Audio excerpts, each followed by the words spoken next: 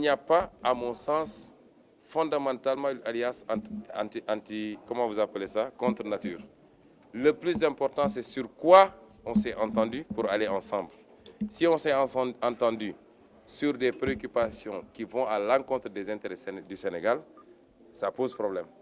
Mais si aujourd'hui, des acteurs se retrouvent et mettent sur la table des questions qui sont relatives à l'intérêt supérieur du Sénégal, et qu'ensemble, et autour d'axes programmatiques, j'ai dit, pas autour de partage de pouvoir, de gâteaux, de sucettes, etc., qu'ils décident ensemble d'aller vers ce combat. Je ne vois pas en quoi ça peut poser problème, parce que le système dont on parle, ce n'est pas des hommes, ça transcende des hommes.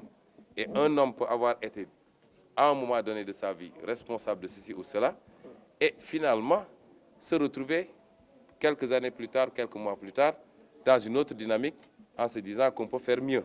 Nous-mêmes, en tant que croyants, chaque jour, nous faisons des choses qui sont à l'encontre des prescriptions, mais Dieu nous donne toujours une chance de nous répartir et de prendre une autre direction. Donc nous ne sommes pas dans un débat d'hommes. Ne vous trompez pas quand on parle de système.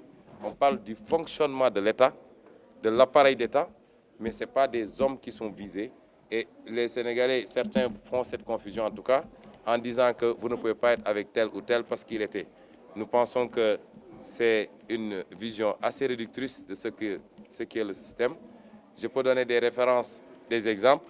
Si aujourd'hui, prenons simplement en matière de religion, la religion islamique, des gens qui ont combattu des prophètes se sont retrouvés plus tard aux côtés de ces prophètes et ont joué un grand rôle pour le triomphe des religions, que ce soit le christianisme ou l'islam.